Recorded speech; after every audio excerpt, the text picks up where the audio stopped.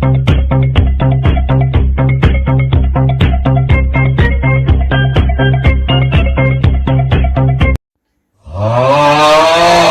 de ovario poliquístico, o también conocido como SOP.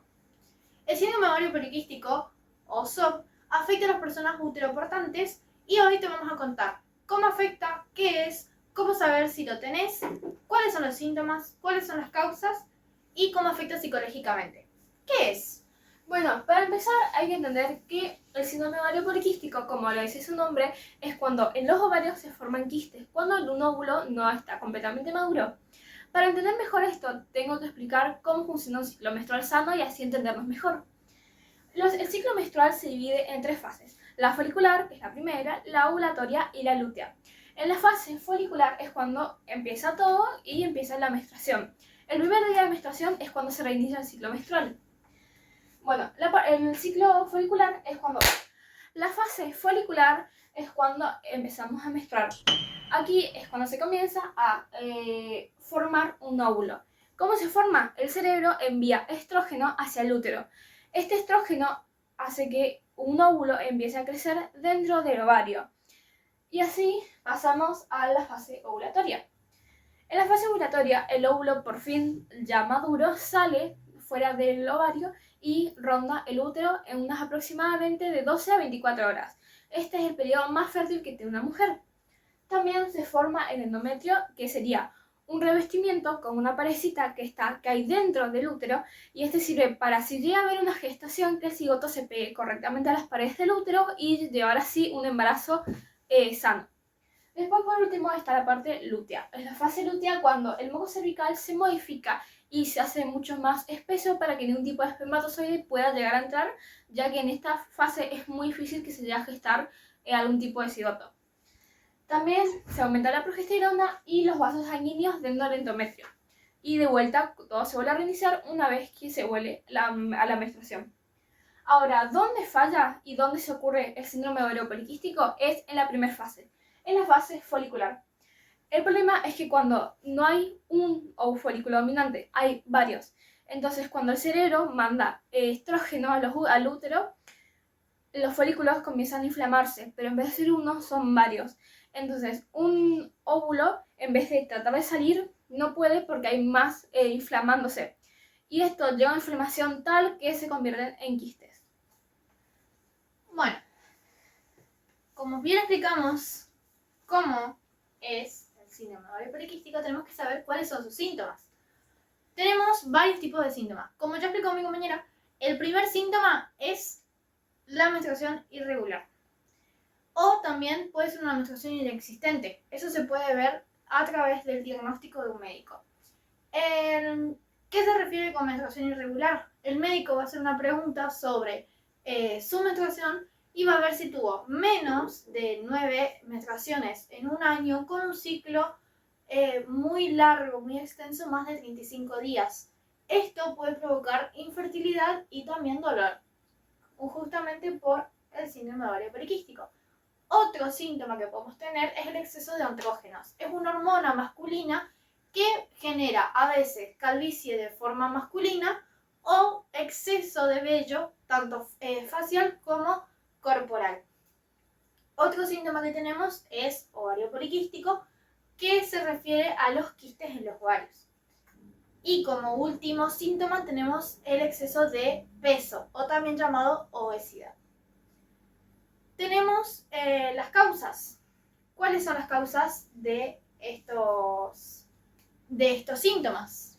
Bueno, la causa exacta del síndrome de ovario poliquístico se desconoce, pero se cree que puede ser por varios desequilibrios hormonales.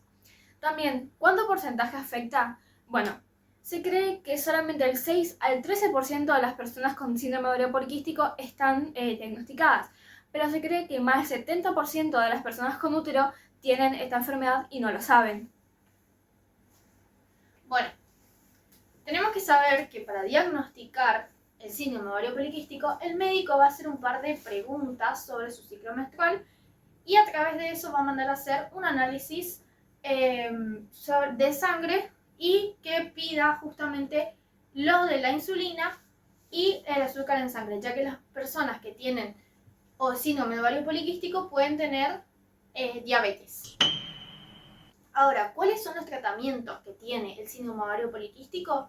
El síndrome de ovario poliquístico tenemos que saber que no tiene cura. Es una enfermedad que no tiene cura, pero se puede llevar algunos métodos, tanto medicamentos como un cambio de vida para poder llevar una vida saludable. Por ejemplo, tratamientos naturales se puede tener actividad física regular, una alimentación saludable y un peso saludable.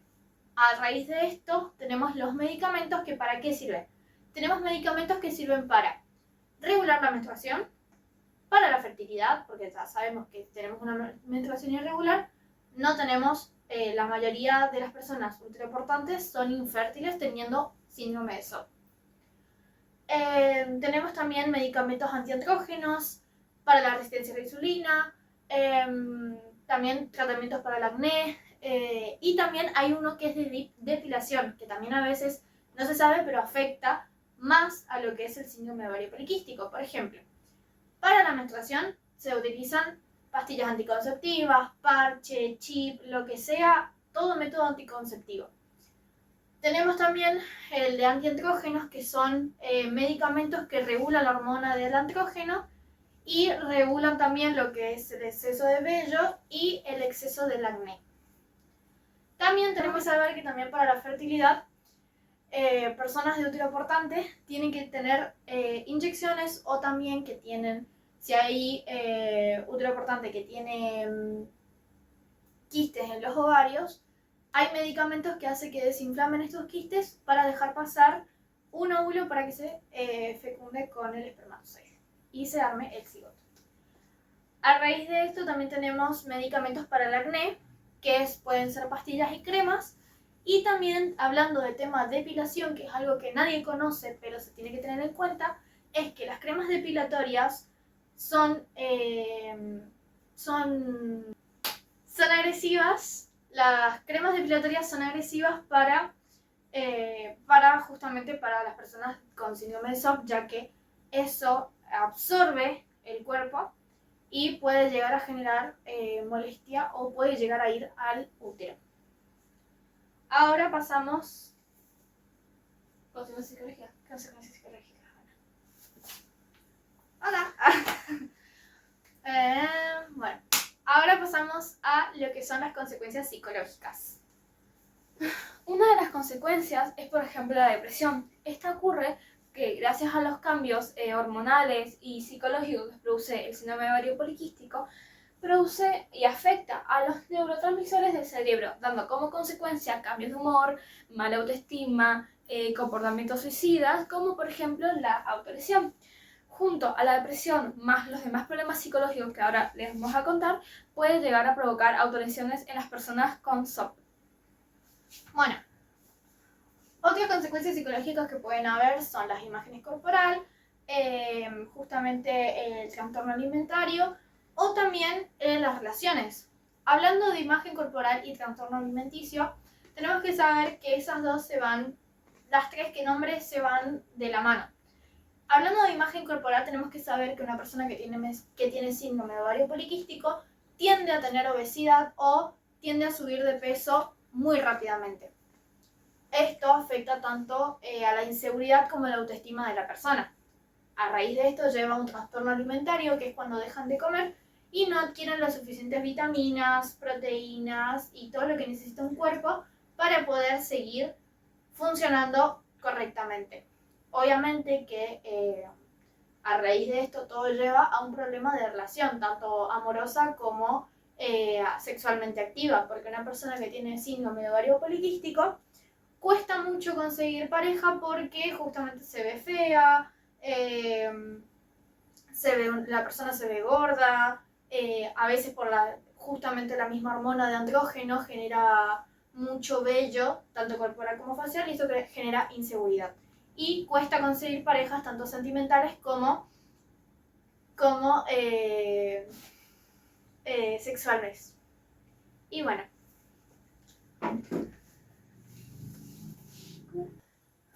La conclusión a la que llegamos con mi compañera es que hay que concientizar mucho más sobre el síndrome de ovario poliquístico, porque hasta la persona que está viendo el video puede llegar a tenerlo y no lo sabe. Hay que estar muy conscientes de los síntomas, que todo lo que fuimos hablando, de las menstruaciones, de los síntomas psicológicos, de todo, para estar autoconcientizarse de los problemas que podemos llegar a tener, como también las personas de su alrededor. Como también hay que estar conscientes sobre las personas que tenemos alrededor de que capaz que también tengan síndrome de ovario poliquístico y no lo sepan. Así que a través de todos estos síntomas, háganse un autodiagnóstico y si tienen dudas de que capaz lo tengan o no, consulten a su ginecólogo o médico y háganse todas las pruebas para ver si tienen síndrome de ovario poliquístico o no.